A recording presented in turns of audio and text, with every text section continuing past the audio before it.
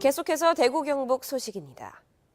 올해 양파 재배와 생산량 통계를 두고 요즘 농업계에서 큰 논란이 일고 있습니다. 통계에 따라 크게 2배나 차이가 나서 부실하다는 건데요. 수급 대책의 기본이 되는 만큼 개선이 시급하다는 지적이 나오고 있습니다. 보도에 김건엽 기자입니다. 수확을 앞둔 의성의 양파밭입니다. 올해 작황은 좋지만 농민들의 마음은 편하지 않습니다. 이 조생종이 이 종생종하고 지금 연결이 될 것 같아요. 연결이 되면은 이것도 가격이 많이 떨어진다고 보거든요. 그러면 인건비를 건질지. 양파 상품 1kg 소매 가격은 평균 1,779원으로 1년 전보다는 12.1%, 평년보다는 9.3% 하락했습니다. 재배 면적이 증가했기 때문입니다. 그런데 정부기관의 통계가 큰 차이가 나 논란이 되고 있습니다. 농촌경제연구원의 전망과 통계청의 발표 면적은 2배 가까이나 차이가 납니다. 작년에 파종기에 이미 이 종자 나간 거 보면 재배 면적도 그대로 나오거든요. 그것 하나 제대로 파악하지 못했다는 거.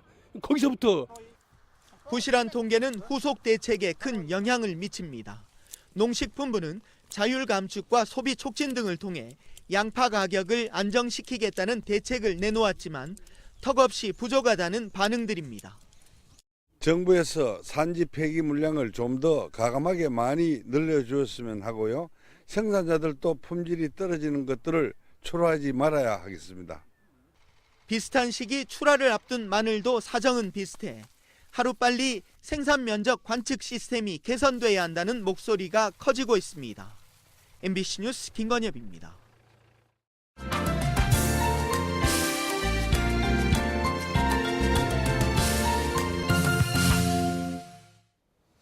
실록의 계절 5월로 접어들면서 작약이 수줍은 꽃망울을 환하게 터뜨리고 있습니다.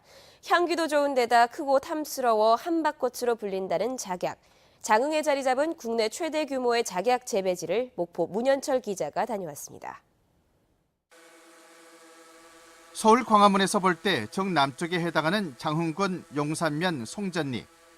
야트막한 구릉이 물감을 풀어놓은 듯 붉고 하얀 꽃과 은은한 꽃내음으로 가득 찼습니다. 모란꽃이 지고 나면 핀다는 화사한 작약꽃이 만개했습니다. 입소문이 나면서 전국에서 사진작가와 관광객 발길이 끊이지 않고 있습니다. 꽃도 알록달록 예쁘게 피고 향기도 좋고 또 오고 싶어요. 색색이 어우러진 작약꽃을 보니까 너무 기분도 좋고 봄에서 이렇게 여름 지나가는 계절을 만끽할 수 있어서 좋은 것 같아요. 작약 재배단지는 축구장 4개 면적보다 큰 3만 3천여 제곱미터로 단지로는 전국에서 가장 큰 규모를 자랑합니다. 상약초 특구로 지정된 장흥에서 약용 작물로 작약이 본격적으로 재배된 것은 20여 년 전. 지금은 면적이 40만 제곱미터로 늘어서 전국적인 주산지로 자리매김했습니다. 작약이 종전에는 십전 대보탕에 들어가는 주 재료로 쓰였는데 현재는 기능성 식품 및 화장품 원료로 소비가 되고 있는데 벼농사보다 소득이 5배 이상 높은 작약은 탁월한 약성으로 수입산과 경쟁에서도 앞선다는 평가를 받고 있습니다.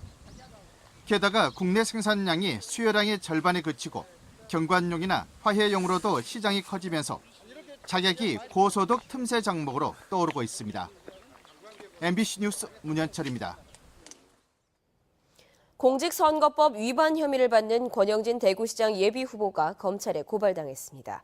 대구시 선거관리위원회는 지난 5일 현직 시장 신분으로 달성군수 예비후보 A씨의 선거사무소 개소식에 참석해 본인과 A씨의 업적을 홍보하고 지지 발언을 한 권영진 대구시장 예비후보를 검찰에 고발했습니다. 또 지난달 22일 모 초등학교 총동창회 체육대회에 참석해 선거 운동성 발언을 한 혐의에 대해서도 검찰에 수사 의뢰했습니다. 권 시장은 한국당 경선에 앞서 예비후보 등록을 했다가 공천을 받은 뒤 사퇴해 시장직에 복귀했다가 선거법 논란이 잇따르던 지난 11일 다시 예비후보로 등록했습니다. 대구 동부경찰서는 지난달 30일 밤 11시쯤 대구 신암동의 한 금은방 옆 분식점에 침입해 미리 준비한 해머와 톱 등을 이용해 다음날 새벽 5시까지 금은방으로 통하는 벽을 뚫으려다 실패하자 공부를 버려두고 달아난 혐의로 36살 A씨를 구속했습니다.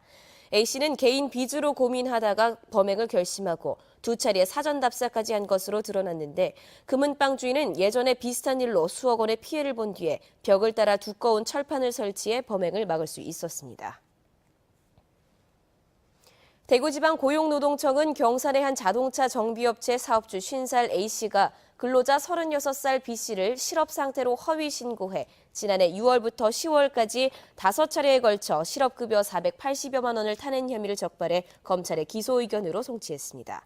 사건 송치와 별개로 사업주는 1,000만 원 과태료, 근로자는 추가 징수금 970여만 원을 처분받았는데 대구노동청은 제보가 들어와 고용보험수사관이 수사했다며 제보자에게는 포상금을 지급한다고 밝혔습니다. 지금까지 대구 경북 소식이었습니다. 고맙습니다.